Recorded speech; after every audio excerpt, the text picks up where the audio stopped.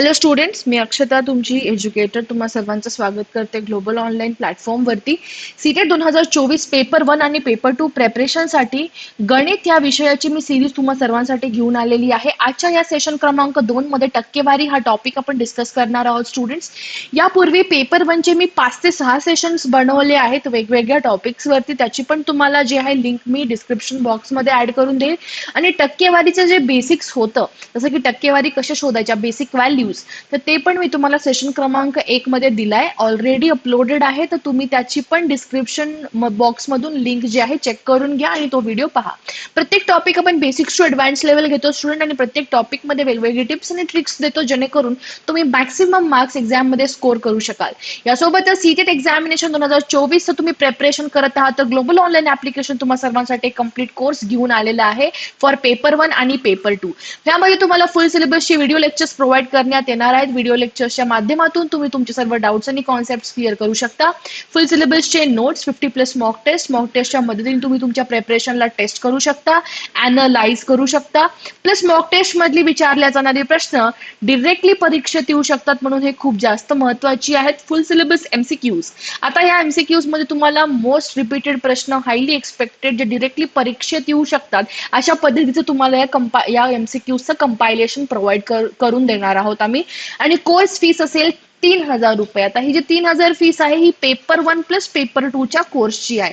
समजा तुम्हाला फक्त कुठला तरी इंडिव्हिज्युअल पेपर हवाय, पेपर 1 किंवा पेपर 2, तर त्याची फीस असणार आहे 1,500 रुपये ओनली. दिलेल्या व्हॉट्सअप नंबरच्या मदतीने तुम्ही कॉन्टॅक्ट करा, टेक्स्ट करा आम्हाला, तुम्हाला कोर्सला जे आहे एनरोल करून भेटेल. यासोबतच फ्री व्हिडिओज पाहायचे असतील तर ऍप्लिकेशनच्या मदतीने पहा, ऍप्लिकेशन इन्स्टॉल करा, ओपन करा, अशा पद्धतीचा UI दिसेल. यामध्ये स्टोर नावाच्या आयकॉनवरती क्लिक करा. माय कोर्सेस पेजमध्ये कोर्सला इथे सर्च टॅबमध्ये सीटेट असं टाईप करायचं तुम्हाला सर्च करण्यासाठी. सर्च केल्यास खालच्या बाजूला course along with the fees display होऊन जाईल. पेपर 1 आणि पेपर 2 ची ओपन करा, अशा पद्धतीचा ओव्हरव्ह्यू दिसेल. यानंतर तुम्हाला कॉन्टेंट मध्ये जायचंय. कॉन्टेंट मध्ये हे फ्री डेमो व्हिडिओजचे तुम्हाला इथे फोल्डर्स भेटून जातील. तर नक्की फ्री व्हिडिओज पहा आणि कोर्सला एनरोल करा. सो आता आपण स्टार्ट करूयात लेक्चरला. हा एक PYQ बेस्ड क्वेश्चन आहे. एक्झॅक्ट PYQ नाहीये, पण PYQ अशाच पद्धतीचा विचारला होता.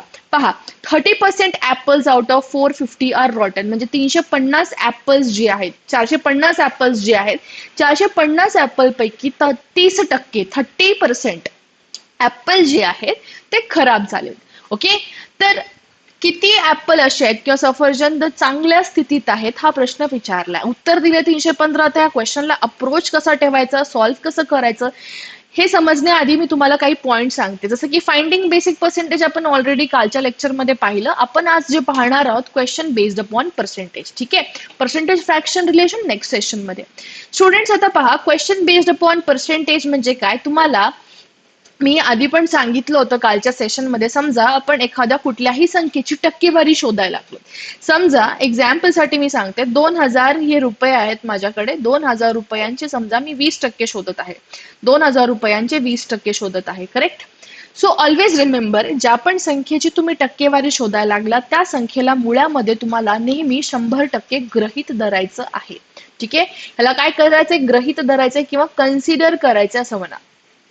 ठीक आहे, सो 2,000 रुपयांचे आपण 20% जेव्हा शोधतोय तर 2,000 ला मुळामध्ये 100% गृहीत धरायचं.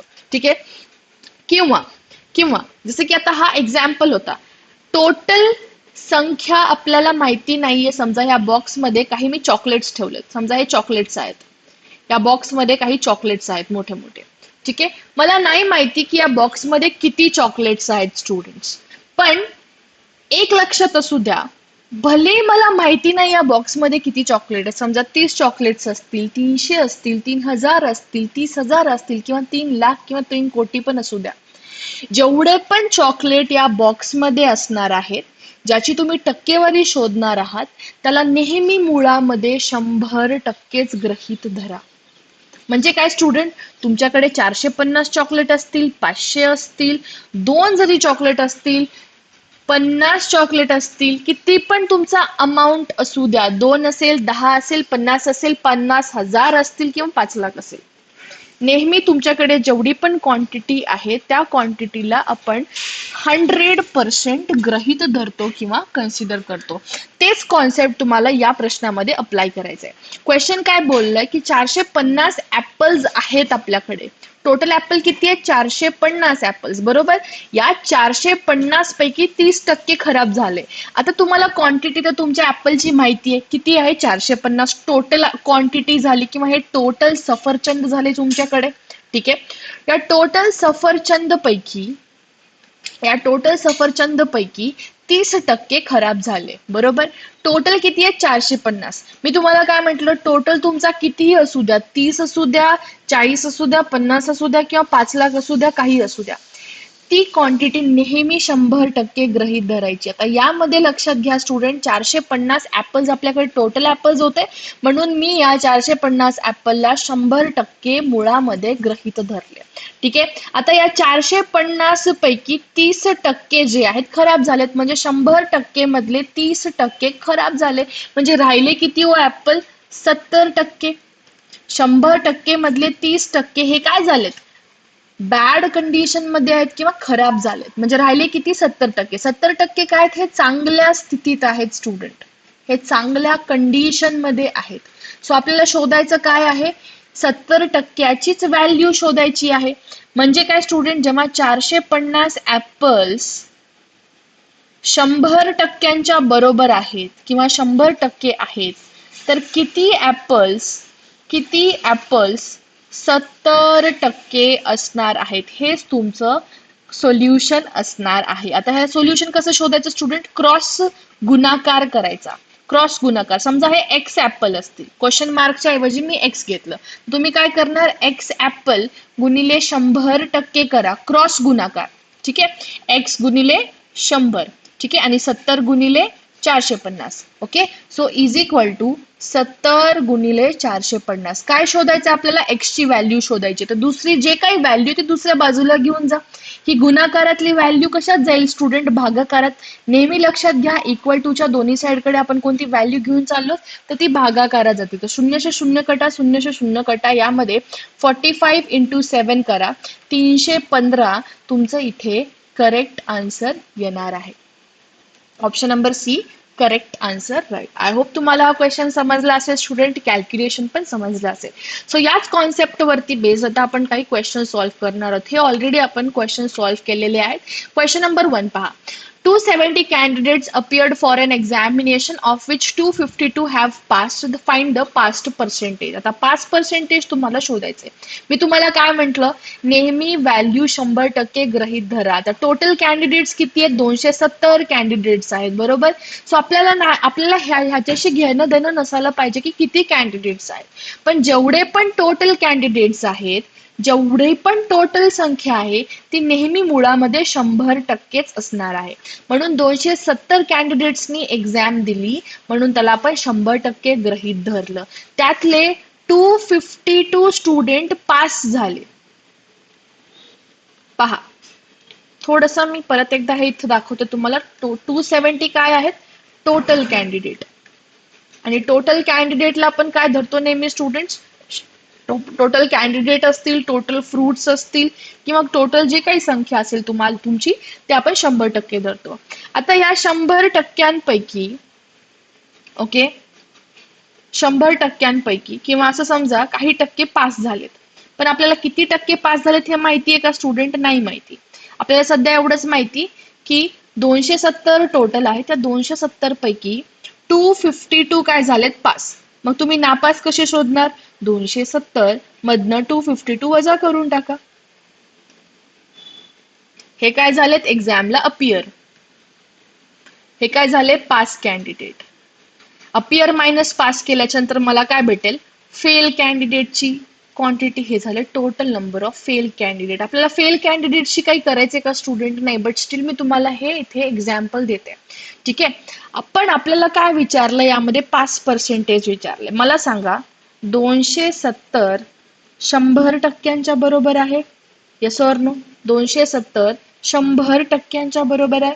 आपल्याला शोधायचं काय? Pass percentage. 270 candidate total candidate होते, यापैकी 252 पास झाले. 270 जेव्हा 100% बरोबर आहे, तर 252 किती टक्क्यांच्या बरोबर आहे? एवढंच आपलं क्वेश्चनचा आन्सर भेटणार आहे स्टुडंट, बरोबर. 270 टोटल कॅन्डिडेट म्हणून 100% बरोबर, तर 252 कॅन्डिडेट्स म्हणजेच 5 कॅन्डिडेट आहेत, हे किती टक्क्यांच्या बरोबर आहे, हा प्रश्न आहे. आता समजा पास पर्सेंटेजच्या ऐवजी तुम्हाला फेल पर्सेंटेज विचारलं असतं, तर तुम्ही उत्तर कसं शोधलं असतं? 270 टोटल कॅन्डिडेट आहेत मॅडम, म्हणून हे 100% बरोबर आहेत. तर फेल कॅन्डिडेट किती आहेत? 18. मग 18 ही संख्या किती टक्क्यांच्या बरोबर आहे, हे आपण शोधलं असतं. हे कधी? जर तुम्हाला फेल पर्सेंटेज विचारलं असतं तर. आणि इथे काय विचारलंय? पास पर्सेंटेज विचारलंय. सो इथे काय करणार तुम्ही? क्रॉस मल्टिप्लाय करा. परत 252 गुणिले 100 आणि 270 गुणिले समजा हे x टक्के. So 270 into x is equal to 100 into 252. शोधायची व्हॅल्यू कशाची? x ची व्हॅल्यू शोधायची आहे, बरोबर. सो x ची व्हॅल्यू इकडे घ्या, बाकीच्या व्हॅल्यू दुसऱ्या बाजूला घेऊन जा. 252 अपॉन 270. ओके. सो हे सिम्पली जे आहे ना, 3 ने आपण भागू शकतो. 252 डिवायडेड बाय जर मी 3 केलं, पहा 2 तीननी भागत आहे, लक्षात घ्या. 3 8 जार 24 आणि 3 4 जार 3 9 जार 27 आणि 0. ओके. 8 9 10 11 12 परत 3 हे भागलं जाऊ शकते, 84. बरोबर. जेव्हा मी याला 3 नी भागत आहे, मला इथे काय भेटेल स्टुडंट? 28 भेटेल. Okay. And 3 3 jar 9. Okay. And 3 7 जार 28. शून्य से शून्य कटा, 3 7 जार 28.